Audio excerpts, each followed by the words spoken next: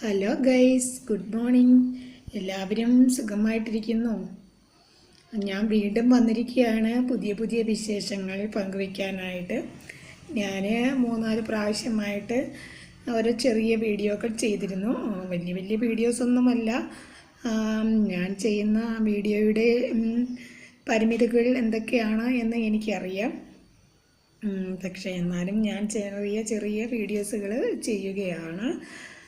Okay, ഇഷ്ടപ്പെടുന്നവർ like ചെയ്യുക, support ചെയ്യുക, ഷെയർ ചെയ്യുക.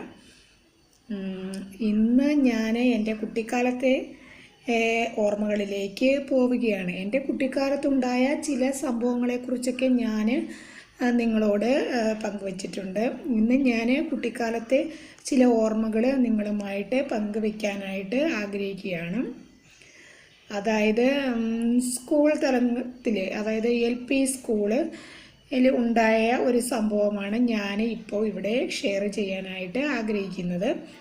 അതിനുശേഷം സമയമുണ്ടെങ്കിൽ ഞാൻ മറ്റുള്ള സംഭവങ്ങളിലേക്ക് പോകാം, അല്ലെങ്കിൽ ഈ ഒരു കാര്യം പറഞ്ഞ് ഞാൻ ഇവിടെ നിർത്താം.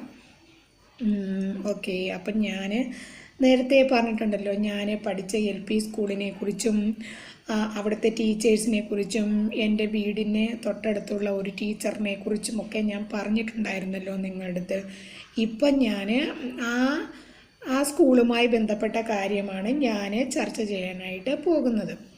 ഇപ്പം ഞാൻ നിങ്ങളോട് പറഞ്ഞായിരുന്നല്ലോ, ഞാൻ ഫുഡ് കൊണ്ടുപോകാറില്ലായിരുന്നു. ഞാൻ ചുറ്റുപാത്രവുമായിട്ട് പോയി സ്കൂളിൽ നിന്ന് കഞ്ഞിയും പയറും വാങ്ങിക്കുമായിരുന്നു. അതിനോടനുബന്ധിച്ചിട്ടുണ്ടായ ചില സംഭവങ്ങളുമൊക്കെ ഞാൻ നിങ്ങളോട് പങ്കുവച്ചിട്ടുണ്ടായിരുന്നു.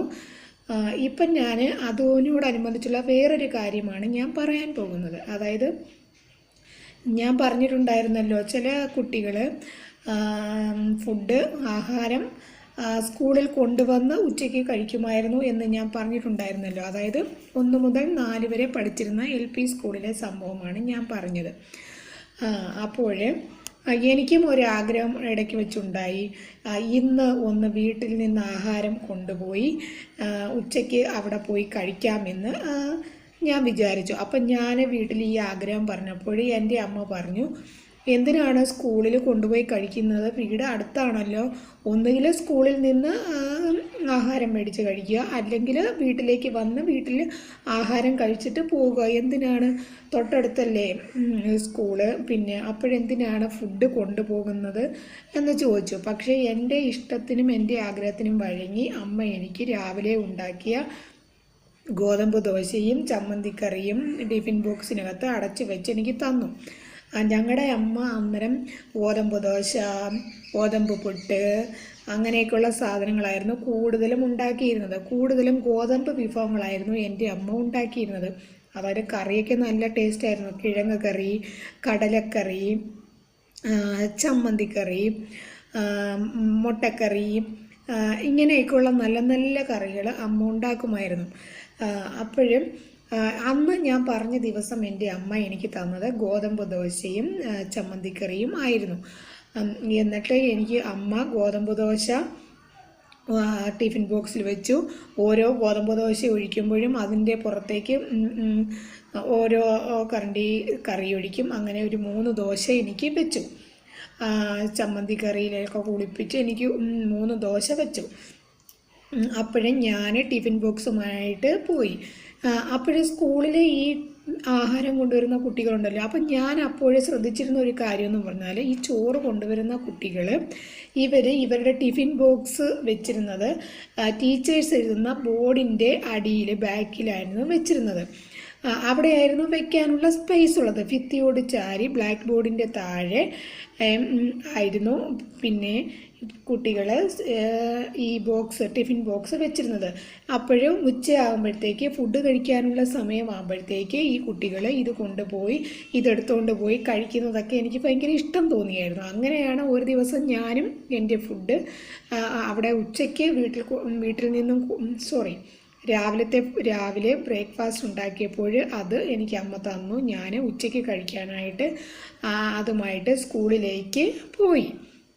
അപ്പോഴും ഞാനും കുട്ടികൾ കാണിക്കുന്നത് പോലെ എൻ്റെ ടിഫിൻ ബോക്സ് എടുത്ത് ഞാൻ ബ്ലാക്ക് ബോർഡിൻ്റെ സൈഡിലോട്ട് മാറ്റി ചുവരിനോട് ചേർത്ത് വെച്ചിരുന്നു. എന്നിട്ട് ഞാൻ കാത്തിരുന്നു ഉച്ചയാകുമ്പോൾ അത് കഴിക്കാനായിട്ട് ഞാൻ കാത്തിരുന്നു. എൻ്റെ ടിഫിൻ ബോക്സ് എടുക്കുന്നതും കാത്ത് ഞാനിരുന്നു.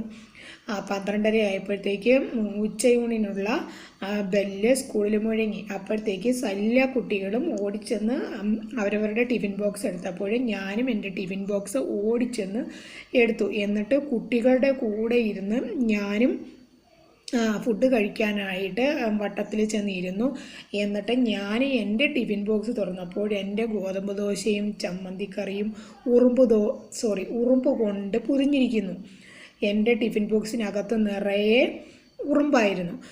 അതും കടിയൻ ഉറുമ്പായിരുന്നു. അപ്പോഴും എനിക്ക് വിഷമമായി. ഞാൻ എന്നിട്ടും അത് വകവയ്ക്കാതെ അതിൽ നിന്നും ഒരു കഷ്ണം എടുത്ത് പിച്ചി എൻ്റെ വായിലേക്ക് വെച്ചു.